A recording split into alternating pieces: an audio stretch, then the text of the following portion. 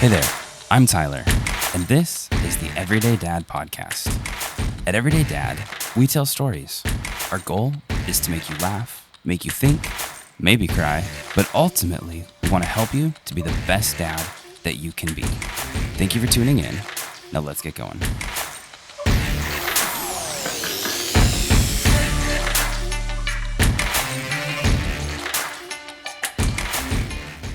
Thank you, everybody, for joining into the Everyday Dad Podcast. This is interview episode number 1, and my guest today is Andy Buckwalter from out in Pennsylvania. I do appreciate you being out here.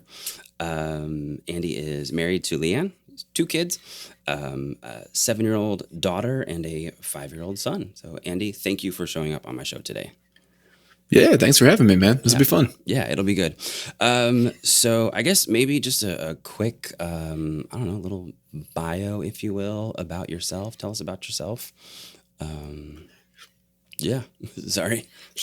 Yeah, sure. Like you said, South Central PA, live here with my wife, 2 kids. So, I'm a writer, speaker, I'm making online content. We talked about have the book that just came out. So excited with that. Free time mostly goes to reading, exercise, wrestling on the living room floor. Nice. I make pizza, that kind of stuff. Very but, cool. Okay. So there's all the important pieces about me. Yeah. Nice. What's your favorite type of pizza to make?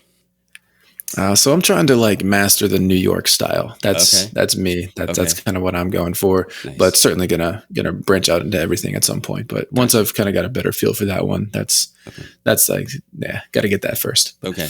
And I guess follow-up question to that: do pineapples belong on pizza? I mean, I'm not going to judge anyone who puts pineapple on their pizza. I'm not gonna flick it off either. But it's not something I would. It's not something I would order. Nice. But Nice. Okay. Cool. So, as you mentioned, you just wrote a book, and it's called The Joy Journey. Correct? Correct. Yeah, The Joy Journey. Okay. Yeah. I guess go ahead and maybe chat about that for a couple minutes. Yeah, for sure. So the book kind of really came about organically. I kind of found myself in a spot where really felt like I was just not experiencing joy in my life. Mm-hmm. And the more I looked at it, the more I realized that was because of me.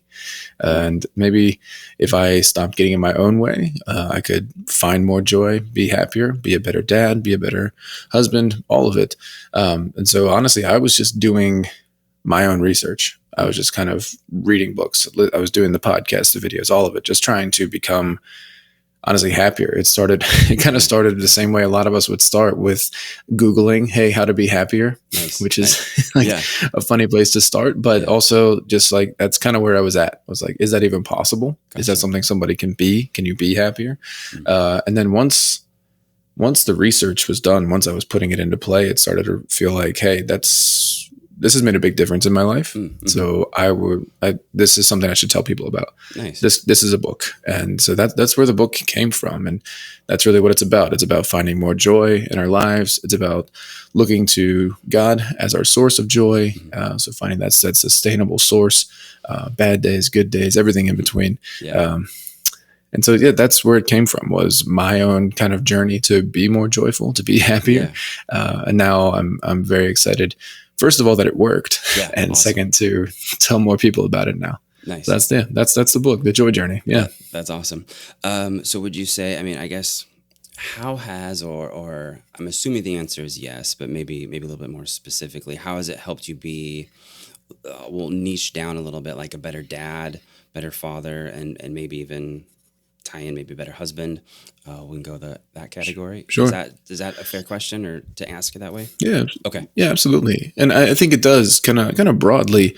Something I had never thought about was part of my role as a dad, something we don't talk about much, is part of my role is to bring joy into the house. That's we kind of think maybe, grandparents are supposed to be happy and they're supposed to be fun, but also that is part of your role as a father, is to be a source of joy in their life. Yes, a provider, yes, a protector, yes to all of that. But also I also can't be something that is causing them less joy in Hmm. their life. I can't be something that's causing them to be unhappy. Certainly, same thing with your wife. And so taking that role very seriously as someone who, part of my responsibility as a father, as a husband, is to be a source of joy, is to be a joyful presence in the home. Yeah. That's something that we're not. I don't hear a lot of guys talking about that, No. but it's also like I think something we should take very seriously. Yeah, no, that's I super agree with that. I guess you always hear like you're the spiritual leader of your home and things like that, but Yeah, also being like the source of joy for the family. Like I think that definitely challenges me personally. I know some of my I tend to be a pretty I don't know, not stoic. Stoic's not the right word. Kind of calm, mellow person. So I'm sure. not too Yeah, exuberant. My wife kind of handles the joy part of the kids, of the family. But no, that's huge for dads to bring joy. I guess it's interesting. Sorry, you've got me thinking. Going through that, no, yeah, just bringing the. I guess yeah, when kind of that stereotypical dad isn't necessarily the source of joy in like a family unit. But I completely agree with you. Like that's a very important role for us. yeah. And even if we're talking about being the spiritual leader, like you Hmm. mentioned, like, well, that spirit, we're talking about like the fruit of the spirit, love, joy. It's right Yeah, there. yeah, Like, yeah. like it's Hmm. in two spot. Like that's got to come up. Like that has to be. Yeah. That's part of what we need to be doing. And yeah, like the typical stereotypical dad, yeah, Hmm. coming in and just kind of barking orders and making sure everything's in order and all of that. And like, and yeah, that's part of it, sure. But yeah, like I really wanted to be. Like you want your house to be joyful. Like Hmm. who doesn't Yeah, want that? Like, yeah. and yeah, and like a lot of times as dads, we don't take that as our responsibility. Yeah, that's mom. Mom will Hmm. take care of that. Or, but yeah, that's something that I've started taking more seriously. No, that's cool. That's awesome. I appreciate that. If you don't mind, let's get into a couple stories of you Sure. being a dad, and I'd love to hear some success stories. If you got a couple of those, or maybe some challenge stories that maybe you didn't handle a situation the best, and kind of like in the document that we chatted about. I'm not trying to glorify doing something wrong. That's not why I asked those questions. Sure. But to see, hey, man, I screwed up in this. This is what I learned from it, and here's how I changed so that I could be better. To encourage other dads to be able to do those types of things, and then success stories, being able to hear how you handled a certain challenge and are like, dang, I did that one right. Good, I'll do it again next time. Yeah. So that'd be cool to hear if you have a few stories like that. Yeah. So I was kind of looking over that question, and I think for me, it was really to start with the kind of mess ups, the misses there. Yeah. There was more of a season where I was getting more wrong than I was getting right, and that was kind of that stage where I realized, oh, I'm not happy. Why am I not happy? That bleeds into your parenting. Hmm. That shows up at home all the time, and it wasn't that source of joy that I wanted to be. And I think the kind of, as I was looking through like scenarios that I messed up, and I was trying to think of like a really good screw up, but it was more day to day stuff. Hmm. It was more like, oh, I remember going for a walk and we're having a great day. It was a fall afternoon and we're racing to jump on leaves and we're laughing and the breeze is blowing and it's perfect. And then something little happened. Someone didn't listen right away and I just snapped and I yelled too much and we walked home in silence. Hmm. And honestly, that's what I remember about that day. And I'm sure that's what they remembered about that day. And the day was just what could have been a really fun memory was more or less ruined Hmm. because of me. And I think the root of a lot of that was just like this kind of ingratitude that I had Hmm. Okay. of just like not recognizing, hey, this is great. And like of course there were long nights and of course there was whining and of course there were toys that were thrown. Hmm. Like what did you expect?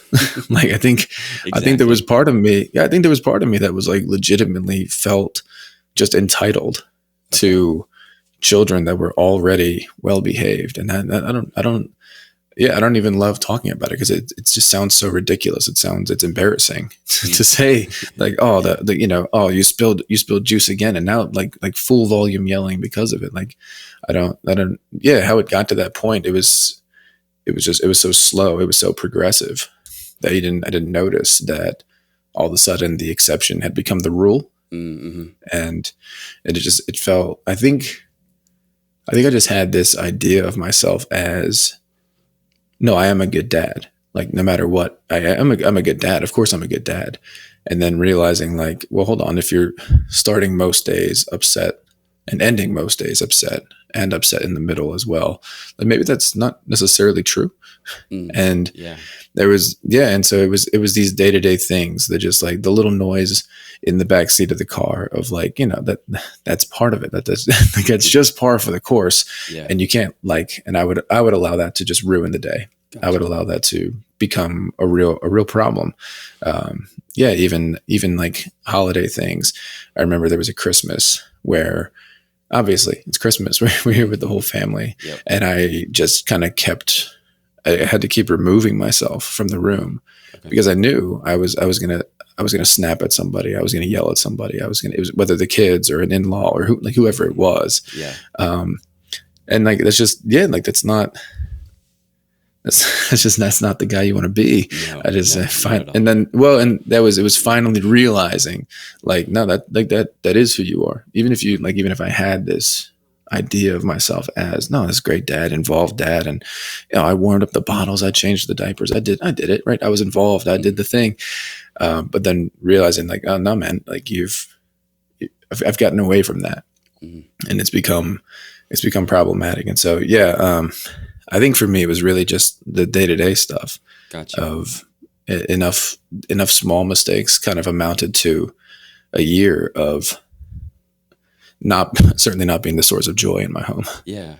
No, gosh, that's really good. I like what you said about, because I think I felt that way, and I've been in that situation, countless times. I remember one of the worst scenarios that I had was I was just thinking about it on my drive home today, and I beat myself up over it, like almost, I feel like weekly.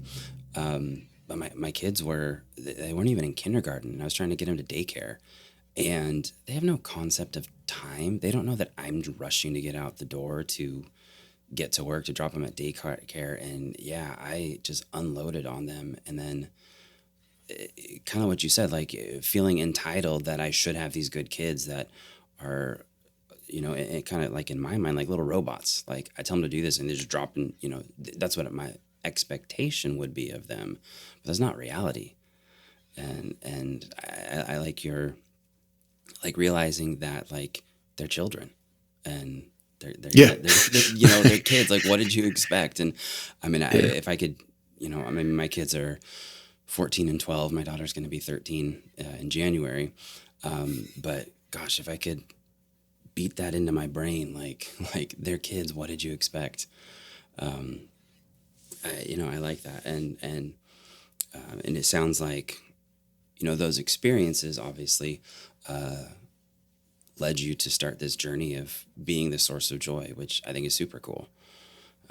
And turning that around, right? Or I guess would that be a fair some guess to say? Oh yeah, Okay. yes, yeah. That's yeah. That was definitely the goal, and like yeah. So kind of to maybe transition to like that kind of winning side of things. So it's like better stories are it's all the exact opposite of that.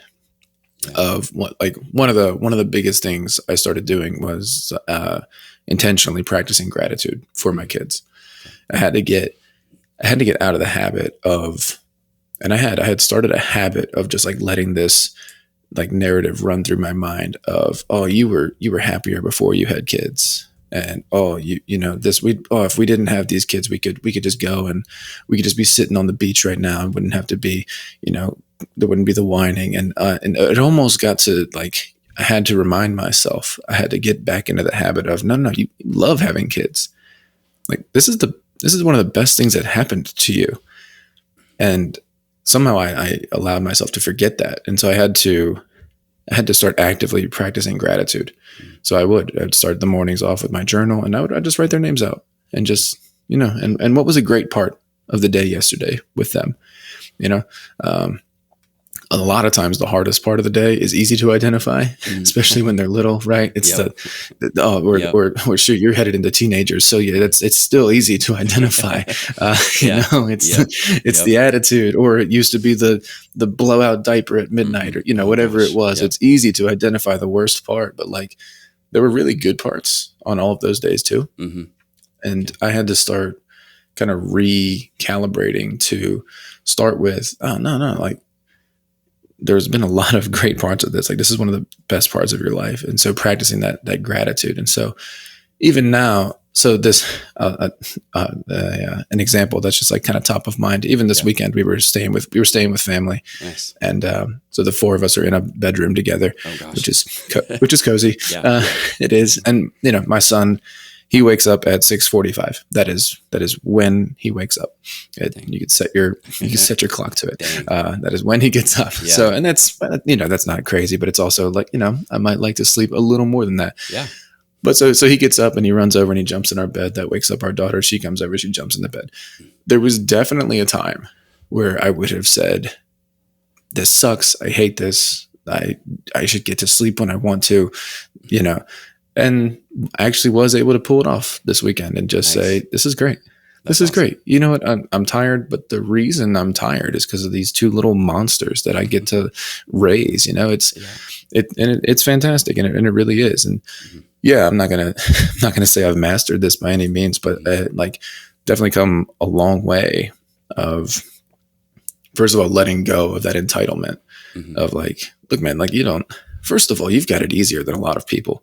My kids are healthy. Yeah. My kids are actually pretty well behaved. I'm happily married, so I have that support. We even have like grandparents that are involved in like if you're entitled to anything, it's what you already have, like barely, right? Like they're not. Yeah. So letting go of that entitlement, and then like really like getting back to that gratitude, like that newborn gratitude that just like comes so naturally, but like trying to hold on to that, even as things keep going. And so that's what that's the kind of the growth that I've been able to see in my life. Gotcha. That's awesome. That's really cool. I've heard of people doing like gratitude journals and things like that, but then I never thought about like applying it to your children, like sitting down and just being like, why am I happy that I have kids? And when you sit and think about it, your kids are freaking amazing. And like, yeah, sometimes I think back to when my wife and I were married and we didn't have kids and we could just on a whim go over to the beach or, go to see the movies whenever we wanted. And, once in a while it's like, I kind of miss those days, but like, yeah, that was fun. Yeah, it was. Of course it was. Totally. Yeah. But and they're coming back around. I mean, now like I said, my son's 14. In 4 years, he can move out of the house. I'm like, wait a minute. I'm not ready for that. Like, that's definitely a different one. But no, that's super cool. I really appreciate that insight of just writing down gratitude about your kids. What was awesome. I think that's definitely something that I need to work on, and I think it'll definitely help. I thought of a question at work today. I had to write it down. So I thought this could be kind of a cool question that maybe I ask guests over time whose kids are at different stages in their lives. Sure, yeah. So I was thinking like, some corny generic, like, what's the best part of being a dad? But so I was like, let's maybe focus that a little bit. So like, I guess what has been your favorite part of being a dad? And I'll kind of give it two sides of it. Either at this stage of life with your kids, or like within the past year-ish. Does that kind of give it a sort of a focus area? Yeah, okay. Yeah. So like, the young elementary school age. Yeah. My favorite part has got to be I think it's the stories they tell, because they're great storytellers in that they captivate my attention, and terrible storytellers in that I never know if they're telling something that's true. Gotcha. I don't know the chronology of the story. Yeah. I don't know if these are real people. Yeah. And I don't know if it was a dream. And it's just an exciting, it's like sitting down to like a Tarantino movie. There's no order to it. There's no telling what's going to happen. Yep. Doesn't matter if it's based in reality. Yep. But I love that. I keep thinking like they keep getting more fun, primarily because I can talk to them more. Yeah. And all of a sudden, for that first stage is great. And it's, they're repeating words and they're just kind of hearing what they're hearing and repeating that. And they're saying that, and they're having thoughts, and you can see that they're just like kind of acting it out physically. But now all of a sudden it's like, oh, we have feelings to talk about. Mm-hmm. And now all of a sudden there's like, oh, there's friendships that are, how do we treat people? Mm-hmm. And there's like actual conversations to be had now. As much as the stories are fun to listen to, it's also just been, I think my favorite part right now is when every once in a while we get to talk about how did that make you feel? Okay. Yeah. Why did you do that? Where beforehand it's, even just a year or two ago, it was very much, you can't do that. You have to sit in timeout. Mm-hmm. And the explanation is not there yet. There just has to be that connection of, you can't do that, right? You can't run into the street, and I can't explain to you why. Yeah. But you can't do it ever. Yeah. And I need you to really know that. Where now all of a sudden it's, hey, you can't talk to people that way because that hurts their feelings, and we can actually, it's like they're people now, gotcha. Which as strange as that sounds. Yep. But I think they just keep getting more and more complicated and interesting. And that's kind of where we're kind of finally into that stage of nice. We can sit down and talk, and I know what they're saying. Yeah. Yeah. Gosh. Yep. And those are those fun stages where they'll mispronounce certain words, and you're like, it's really cute, and I don't want to correct you. We'll deal with that one later. Yeah. My wife started pronouncing the word incorrectly as well, just because it's fun. And yeah. There was a restaurant here locally, like a Hawaiian like plate food restaurant, just rice, teriyaki, whatever. And the name of it is Hawaiian Hut, but their logo is a pineapple. So when my kids were little, they're, we want Pineapple Store. I was like, all right, so forever it is Pineapple Store. Doesn't matter what's saved in the phone as Pineapple Store. Pineapple Store. Doesn't matter what the real name is. And I guess maybe like a follow up to that, and again, not to, I don't want to glorify bad, but I guess the follow up question to that was maybe what's been like the least favorite or maybe the most challenging part of like this stage, and may have already touched on that a little bit, but I guess I'll throw that out there as another question. Yeah, I think this stage right now, the tricky part is, at least in our house, I think I'm going to go with the just like volatility of everything, where we can be having one of those really great conversations, but then we drop a Lego piece, and that's the next hour. That's just... Yeah, especially with my son, he's a bit of a perfectionist, and he's only 5, so it's like that's a hard stage to be. But he just makes a lot of mistakes, and so there's just I never know quite what I'm going to walk into when I walk into a room. Gotcha. Most of the time, it's really fun and it's really great, but every once in a while, I have very much said the wrong thing, and I don't know why. And I guess that doesn't go anywhere. But I imagine.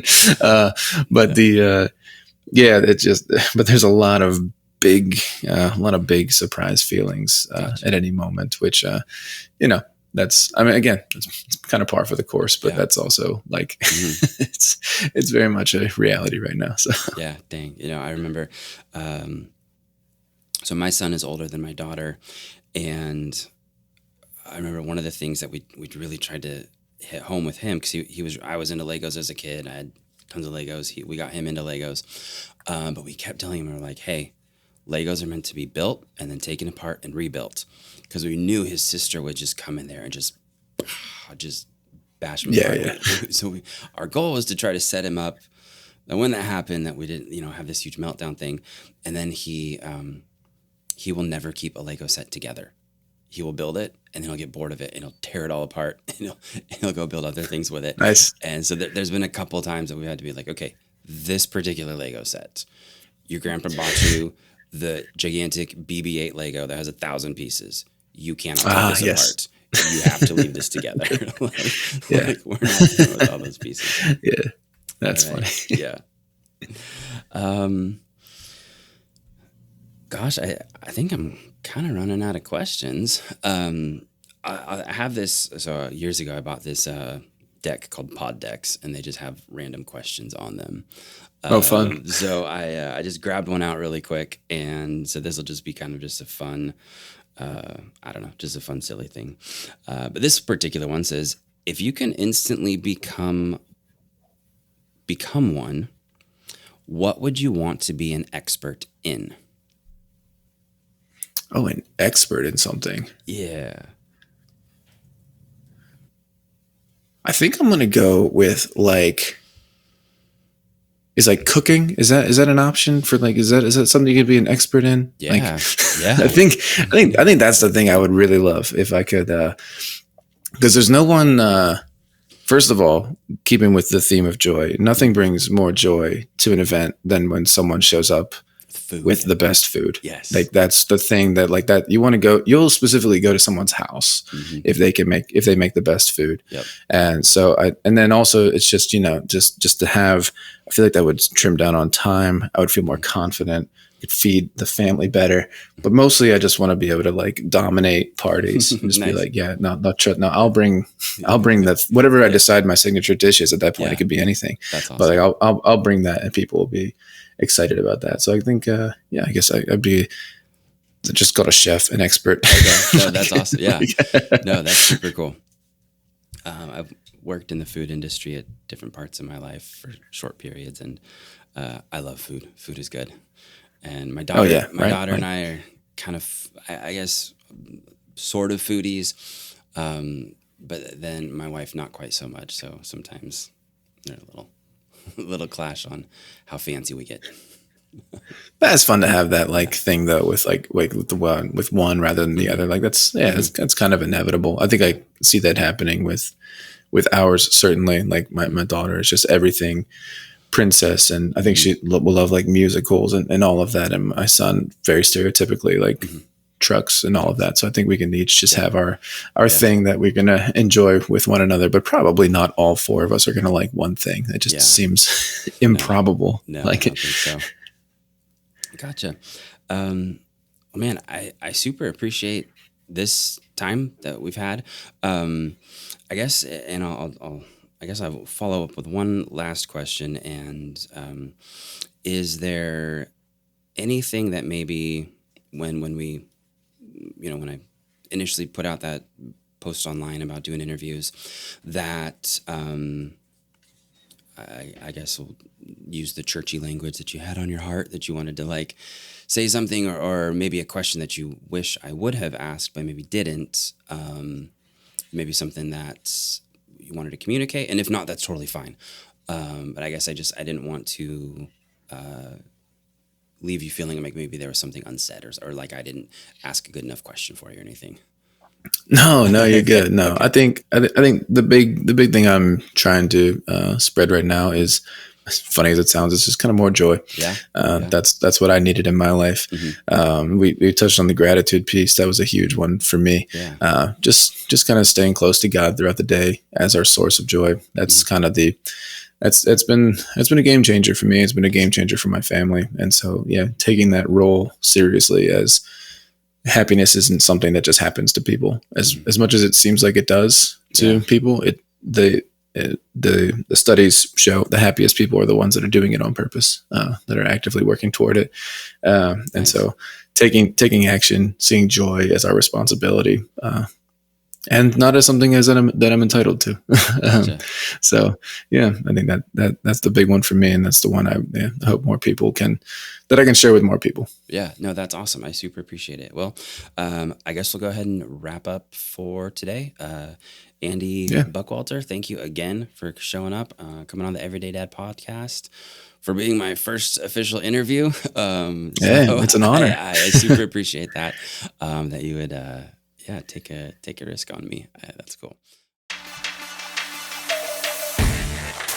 Well, guys, that is a wrap for today. I hope you enjoyed this episode. Thank you so much for listening. I truly appreciate it. Be sure to check out the show notes for any referenced information. And it would mean a lot to me if you would comment on and rate this podcast, as well as share this episode with a friend or family member. I'll catch you on the next one. And remember, dad hard.